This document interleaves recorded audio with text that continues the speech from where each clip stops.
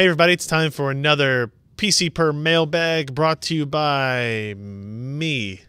Sorry, still just me, guys. I know you guys are requesting other people do these, but so far we don't plan far enough ahead to make that happen, so you're stuck with me. It might be a little bit of a shorter one. We'll see how it is. I'm kind of backing up against a deadline of picking up my daughter, so don't want her kicked out on the streets. Let's get started. 2Gauge asks, will you be able to use an EPYC CPU, excuse the notification, with an X399 motherboard, like how some Xeons were compatible with X99 and X299 motherboards? It's an interesting question because they do have the same socket, they have the same installation methodology, and the same processor design essentially, or packaging design, I guess. But an EPYC CPU has twice as many PCIe lanes that it can access, and it has twice as many memory channels that it can access. So while physically I think it could work, I don't think so. Now, it's possible that maybe they've designed it in such an intelligent way that when you install an EPYC processor in here, like, it just happens to ignore half of the PCIe lanes and half of the memory channels coming off the processor, but you still have access to all the CPU cores. I could see that happening, but I find it pretty unlikely. I would also wager that if this was something that could have been done, it would have been done already. But it does, it's not a horrible question, right? It does warrant a little bit more investigation. I would say I would just go ask AMD, but I wouldn't really trust them to give me the right answer because maybe they just don't want that to occur. But we can maybe try poking around with some of the motherboard guys or just see if I can get my hands on an EPYC CPU, one that has more than 16 cores, and see what happens if we just, I don't know, plug it in and see if things break. I have no legitimate answer for you there. My guess is no. My guess is no. Platypus Thorn, great name, wants to know, what do you think about the high prices on the NAND and memory markets? Do you see any relief to the consumers' wallets in the near future? I was talking with Alan about this for a little bit. We don't think so. He doesn't think so, right? So even though memory capacity production is increasing, the fact of the matter is that demand is still increasing quite dramatically as well. Like the demand for flash and NAND devices and SSDs and all these different storage mediums that use this is continuing to go up. And it feels like it's going up quicker than production capabilities are going up, right? So even though there were some issues with availability before, now that we're ramping back up, it still feels like demand is outpacing that. So we don't actually think there's any immediate reduction in prices of NAND or, DRAM or whatever you want to use for whatever memory technology you happen to be using.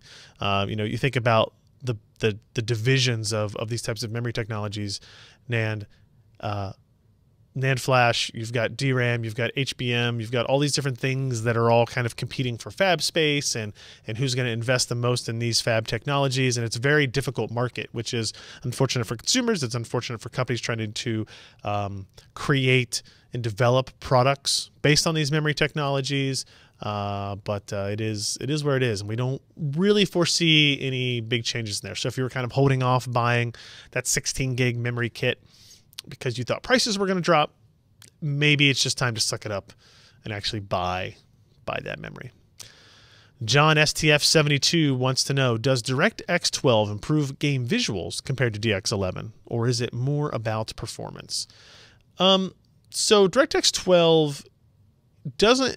So DirectX 12 has a couple of new features in it, which could be considered like game and graphics visual improvements. But what we were used to seeing as we went from DX6, 7, 8, 9, 9B, 9C, 10, 11, is that there were efficiency improvements along the way. There was compute improvements along the way, but there was always some handful of new features that were directly targeted at graphics. So you could have something like order-independent transparencies, which allowed you to stack semi-transparent things on top of each other, set an order to them, and let the API kind of handle that graphics workload. And different AA implementations or stuff like that would occur. There wasn't really any of that in DirectX 12. DirectX 12 was such a dramatic shift away from DX11 already that I think it's probably the best decision on Microsoft's part to really kind of leave it at that. you know, the DX12, and the goal was really about performance, low-level access, giving the developer the tools necessary to really dive into access GPU hardware, access system hardware, giving them the flexibility of that, but also the responsibility of doing that. That I think adding in a whole bunch of other visuals along the way wasn't really a good idea. So we'll see what happens as we go through future iterations. We really haven't heard much about the follow-up to DirectX 12 because in a lot of ways, the advantages of DX12 still feel incredibly underutilized for what they could be. So we'll just kind of wait and see what rumblings we hear from either updates to Vulkan or updates to DX12 in the near-term future. Antonio Cunningham wants to know, I'm in the market for a laptop to be used solely for word processing. Would adding an Optane drive to an inexpensive laptop like this be worth it? Or should I just save up more money and buy a laptop with an SSD? $1 million question you've got there, Antonio. So there's a couple of things. One, if you know you say solely for word processing, right? So like one application, one workload, one tool that you're going to use. If that's honestly the case, I could see Optane being an advantage to you and not being necessary, right? Because like Microsoft Word doesn't take very long to start up, regardless of whether or not you have a NAND SSD, a typical flash SSD, or you have a hard drive accelerated by Optane. I would really look at, do you feel like you're going to have the need for larger storage capacity? If you don't, and you feel like, hey, 128 gig or 250 gig SSD is going to be plenty for me for the lifetime of this product, which I typically fall into that environment with my mobile devices as well, then I kind of lean towards the SSD side. If you think this will be your primary machine, you're going to store audio on it, you're going to store video on it, a lot of pictures, backups from other devices, whatever it happens to be, and you want a 2 terabyte hard drive in there or a 1 terabyte hard drive, then I think it makes sense to go the Optane route, because now you're going to get the acceleration and the fast performance in your everyday tasks, whether it be word processing or email or browsing or whatever. But you get the advantages of the long-term, or not long-term, but the larger form storage device in that regard. So there's my answer, right? So if you feel like 120, 250 gigs is enough for you, I'd probably buy the SSD-enabled laptop or SSD pre-installed laptop. If you want more storage than that, I think it makes more sense for your workload to go a hard drive plus Optane. Dark Wizzy wants to know, it seems unclear to me whether the bad thermals we've seen in Intel's mainstream CPUs since Ivy Bridge are due to the paste, the thermal interface material is what he's talking about here, or to the gap between the die and the integrated heat spreader. Is there any way to figure out if it's just the paste or the gap makes a difference too? I'll be really honest with you here and say I'm probably not the best person to answer this. I don't do a lot of delitting of processors. Every once in a while, we've had people on the team do it as well. I would also argue that the quote-unquote bad thermals for mainstream CPUs, basically, he's talking about the switch from when Intel decided to solder to when they just use a thermal interface between the die and the heat spreader. And there are legitimate concerns there in terms of, like, hey, we could get better thermals out of this if they had done that instead, and we've seen proof of that continue to be the case. I would argue that they are quote bad thermals at this point. Being able to get 5 gigahertz out of a Kaby Lake processor on 4 cores, 8 threads, all running super stable in the 80C range seems pretty reasonable to me.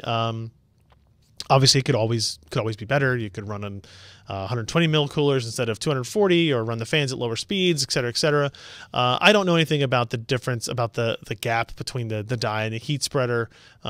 If that is a thing, that's clearly going to make a difference. But the gap is meant to be filled by a thermal interface, whether that be solder or TEM or a pad or whatever it happens to be, depending on your product. So I don't have an answer to that. Is there a way to figure it out? I'm sure there is, right? In terms of have enough of a sample set, take them apart, reevaluate, reset, do the soldering, do the TEM trick, or not the TEM trick, but test it in stock, open it, test it with. I mean, all this testing has been done, and it's you can get better thermals. I just kind of don't agree with the assessment of it being bad in its current state. I still think what they're doing is more than adequate for the vast majority of users, and only the super extreme overclockers, and especially those LN2 guys, are really worried about the differences, I guess. So feel free to correct me, leave me another comment or question on this video if you don't agree. Here's one from Julian Anderson. Is there a limit to the number of processor threads that Windows can support? If so, does it vary based on the different Windows versions, Home, Pro, Server, etc.? So the answer to this is yes. There are differences to the socket processor support based on different versions of Windows, but more so on the server side, right? So, I mean, clearly we've tested 18-core Intel Skylake X parts on Windows 10 Pro, right, with no issues. And we've used Windows 10 Pro on multi-socket systems with 20 cores as well. So the limits that are in place are pretty substantial. I think if I remember back, like the point at which the Windows operating system can no longer put a number of threads into a single NUMA node, I believe is 128.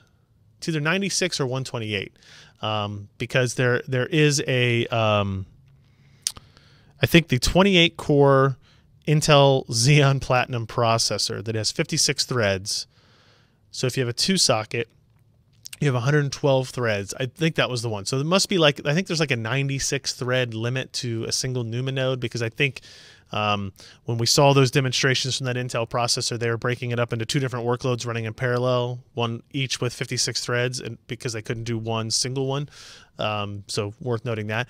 You know, it's not a new thing. Also, a lot of high-end enterprise server software is licensed by socket and by CPU. And it's an interesting but also very confusing thing to get into, because a lot of times when Intel's talking to its customers about the value of an Intel scalable processor, even though the pricing may have gone up on that Xeon scalable part, it's more cores in one socket, meaning that you can pay less for your high-end enterprise server because you're only paying for 1 socket license as opposed to 2 socket licenses, and that's where they get the idea of this being a financial benefit for a lot of high-end businesses and enterprise applications.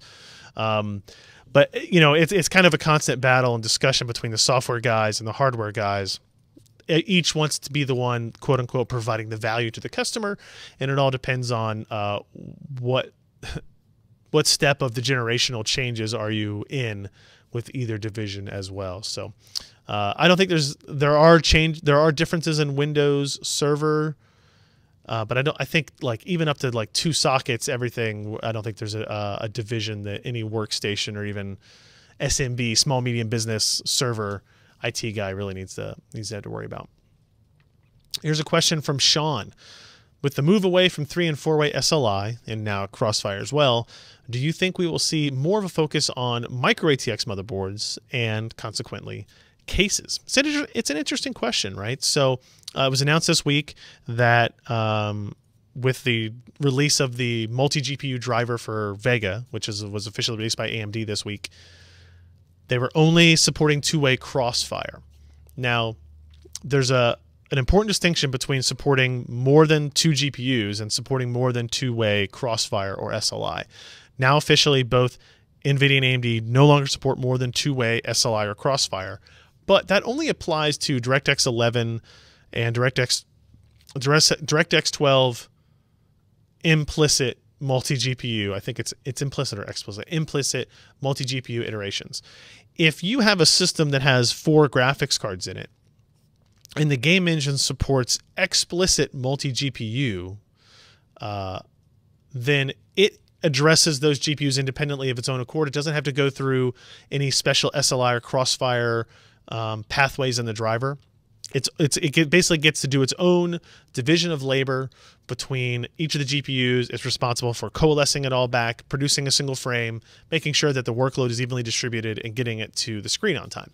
Now, that's a pretty complex process, which is why SLI and Crossfire, that was part of what they did, especially for DX10 and 11 and 9 and all that, was they basically presented one render device to the game engine, and then the driver was responsible for breaking up the work, splitting it up, alternate frame, recombining it in the right order, pacing it correctly. That was the whole issue we had with our frame ratings system that exposed the issues with Crossfire way back in the day. And so NVIDIA and AMD have decided to lower the complexity of their driver and multi-GPU implementations by limiting that to two GPUs, which I think addresses 99% of the market, if not more, of people that have 1 or 2 GPUs as opposed to 3 or 4. Now, for those people who are enthusiasts, who just love the idea of having 3 and 4-way, it does suck, right? Like, you're just not going to have the ability to play games that way. You can still run benchmarks like that, at least with SLI. I don't know if you can with Crossfire yet, but you can still run 3D Mark if you want with 4 GPUs. They have their whitelist on the SLI side. I don't know. I would like to see this result in a focus of micro ATX, not small form factor, but smaller form factor motherboards and systems and designs, because I think for the most part, ATX designs weren't dependent on multi-GPU, but if you look at PCI Express slot layouts, it was all designed with like multi-GPU, 3-way, 4-way support, right? That was always a bullet point on a motherboard or in a manual, on a product page, and now it's just kind of not an important thing. Now, you can still use PCIe slots. We're going to have higher speed NVMe SSDs, higher speed Intel drives as well. There's a whole lot of stuff coming out that will be able to take advantage of this, so I don't want to get rid of those PCIe slots completely, but I think it's totally feasible to have a micro ATX board that can support SLI or Crossfire, but you could also use that second slot for a high-performance PCIe SSD, and then use an M.2 slot for a high-performance PCIe SSD, and then SATA for long-term storage, whatever have you. So I would like to see that kind of become more important, right? And then I think we see more case designs around it and all that type of stuff as well. I just don't know what the lag time is going to be between these changes from NVIDIA and AMD into other product lines. Marlo Mitchell wants to know, can we do a 2017 most energy efficient PC gamer build, the goal being the most performance and value for the energy used? It's an interesting idea. The problem I have, as I read this question a little bit earlier trying to figure it out, is you have to set some minimum standards, right? So you'd have to say, it can play these 10 games at 1080p, at least 60 hertz, blank, right? Or maybe that's too low for some people. That doesn't really matter to them. They want to play 1440p minimum frame rate, or they want to be able to play 3440 by 1440 minimum frame rate, or hey, 3440 by 1440 at a G-Sync or a FreeSync variable refresh type window. So you have to make some predetermination about what performance level you're trying to hit before you can claim the most energy efficient to get there. Because if you want to just be the most energy efficient build, you just use integrated graphics on an Intel 7700K, and now you're using very little power, but you also have a very poor gaming experience, right? When you could go up every step up, you could say is the most energy efficient, right? So the 1060 is more efficient than the 1070, more efficient than the 1080, and then the 1080 Ti. So I think the build you want is really maybe, hey, we've got 650 watts. That's the maximum power supply you're going to build. What is the best gaming system you can use in that workload? Maybe that's a better way than trying to set any gaming target. But what is the best system we can build at 500 watts or 300 watts, right? If you want to get nuts about it, right? And hopefully AMD's new APUs come out relatively soon. I think that's probably a more interesting idea than I was originally thinking, right? So, and then you're picking your components based on efficiency at that point, right? How much performance per watt do I get, also within a reasonable dollar amount? Interesting idea, Marlo. We can consider that. All right, our last question comes in from Nebo Thomas. In this era of 4K and 2K gaming, is a CPU with more than 8 cores needed for gaming? Oh, and he's got a second question here too. We'll ask as well. No, but yes. No today, probably, but I think these game developers are becoming more cognizant of multi-core CPUs. They want to take advantage of it. Ashes of the Singularity being a really good example of that. There are others as well. Civ games, Civ 6, for example, can take advantage of some of that. So I would still say no today. It's not necessary. However, I think it's a good idea to increase these core counts, giving these software developers a better target market to target with their games, right? Like a bigger user base with which to target, and then we'll see them take advantage of more cores as we go forward. The second question from Nebo is, I have another question. Can you explain about low frame rate compensation with adaptive refresh? I assume he means variable refresh monitors, i.e. how does it work in G-Sync and FreeSync displays? So G-Sync monitors had this first. They didn't call it low frame rate compensation. They just called it G-Sync. The idea is, so a panel, an LCD panel, has a minimum refresh in which if you don't send a new picture to it, or at least flash the backlight to it in a quick enough time, you will start to see the backlight fade and it will appear in your eye as flicker. Right, so there's some minimum where the panel and the retention of the LCD and all this other stuff goes into it, where if you don't refresh it at a certain speed, minimum, you're going to start to see flicker. So what happens if your frame rate goes below that minimum? Let's just say the minimum's 30 frames per second for simplicity's sake. What do you do if you go below that? Well, your options are to turn off variable refresh, you enable tearing, you enable kind of the stutter judder, right? And you now you send the monitor back up to its normal refresh rate of 60 hertz or 100 hertz or whatever it happens to be. But then you have these complications of when you go in and out of that phase, in and out of that state. What happens? You get animation jitter. You can go in and out of tearing, which can be more jarring than just being in a tearing state, a horizontal tearing state. So what NVIDIA does is they do frame doubling, essentially. As soon as you go, say, below 30, essentially, it doubles the refresh rate of the monitor. So you go from 30 hertz refresh to 60 hertz refresh, and then it sends that 30 frames twice, right? So now if you're at 28 frames per second, let's say you drop your frame rates at 25 frames per second, the refresh rate of the display is 50 hertz. But it's sending the 25 frames per second twice in a row, right? So it sends it in 2 cycles. And it does that until it comes back out of that state, in which case it would go back to matching the refresh rate to the frame rate of the game. When FreeSync first launched, it didn't have that capability, and it was a sore spot for them, right? Like you could easily tell a difference between these displays when you were at playing games that happened to go into these low frame rates, when explosions were happening or lots of stuff was going on or whatever. FreeSync enabled this through frame rate compensation, low frame rate compensation in their driver. So while the G-Sync module handles it on the G-Sync displays for desktop PCs, for AMD FreeSync, it all happens at the driver level. Now, it's still monitoring the same thing. It knows when the frame rate is dropping below the minimum of the panel. It has to know what the minimum of the panel is. The EDID information has to be sent to the graphics card and the driver that way. But it does the same thing. It frame doubles, increases the refresh rate, et cetera, et cetera. So it effectively works the same. And in our experience, when LFC is enabled, it works just as well as G-Sync. The problem is there's still plenty of FreeSync monitors out there that don't have LFC support. So keep that in mind as you look for FreeSync monitors if you have an AMD Radeon graphics card. That's it for me, guys. I said it was going to be a short one, and it was not.